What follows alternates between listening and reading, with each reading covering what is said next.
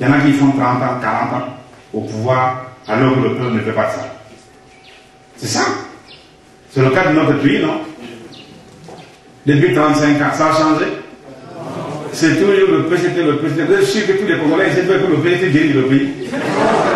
Mais alors, c'est ça le problème.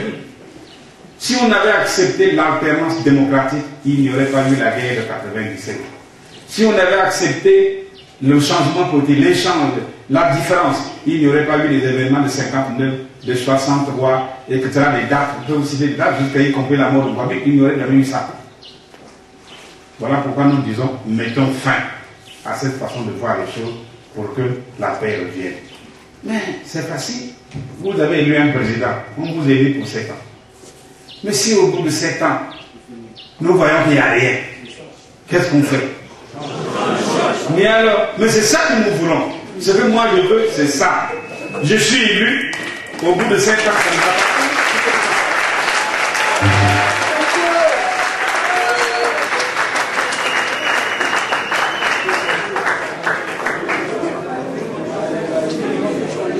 Regardez une grande ville comme Brazzaville. Vous avez un maire élu ici. Vous allez le sanctionner comment?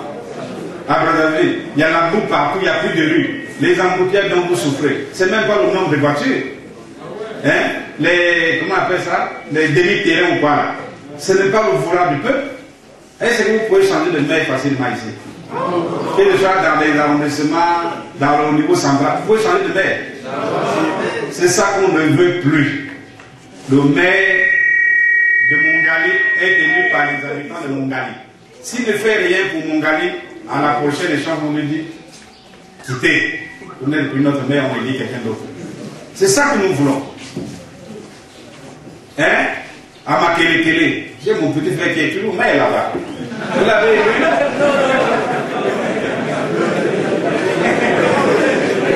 Donc voilà ce que nous proposons. Alors, vous me demandez la question sur la dette. Il faut savoir pourquoi on s'endette. La dette est toujours une dette productive. Rappelez-vous, vous êtes à la fac de droit, vous savez très bien le débat international.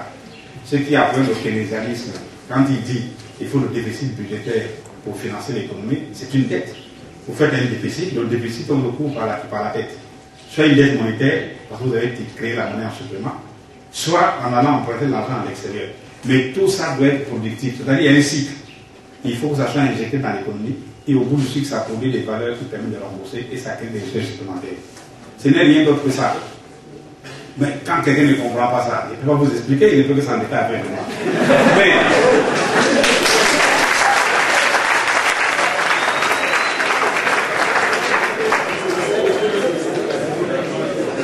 donc, il ne faut pas s'endetter pour le plaisir de s'endetter. Notre problème avec les institutions financières internationales, c'est ça. Notre pays, aujourd'hui, nous devons combien? Plus de 3 500 milliards de francs CFA de dette extérieure. Mais 3 500 milliards de dette extérieure, quelle est la contrepartie à l'intérieur du pays? Vous connaissez la contrepartie? Il ne peut pas y avoir de dettes sans contrepartie. Et pour s'endetter, il faut que vous soyez à court d'argent. Vous avez de l'argent, pourquoi vous s'endettez? On détourne à l'intérieur et on va s'endetter à l'extérieur. Finalement, nous prenons les prêteurs pour les imbéciles. Voilà pourquoi les Européens, et moi, je l'ai dit partout, Fonds monétaire et Banque mondiale, je dis, c'est bien, nous allons définir les initiatives PPTE pour pouvoir amener la dette des pays pauvres. Et après, qu'est-ce qu'on fait? Vous avez amené la dette, mais le pays est toujours pauvre. Qu'est-ce qu'il fait pour se développer? Il va se réendetter. S'il se réendette, on va revenir encore pour annuler la dette? Non, c'est un cycle infernal. Aujourd'hui, il y a des études qui sont faites pour que cela ne se produise. Surtout des pays comme les nôtres. Nous avons eu beaucoup d'argent. Pétrole, on a beaucoup d'argent de pétrole. Mais si au moins vous saviez, au moins vous les étudiants là, et l'étudiant qui peut me dire que oui, nous avons encaissé tant d'argent, cet argent on a fait ça, et puis on a gardé ici. Vous êtes capable de me dire ça ici? Voilà ce qu'on recherche. Donc c'est pas la peine de nous endetter pour rien. Si jamais je suis élu président, non seulement nous allons supprimer les dettes inutiles, non productives, nous allons rembourser notre dette, parce que qui rembourse s'enrichit. Et nous ferons, lorsque les conditions ne le permettent pas, nous nous endetterons utilement et de manière productive.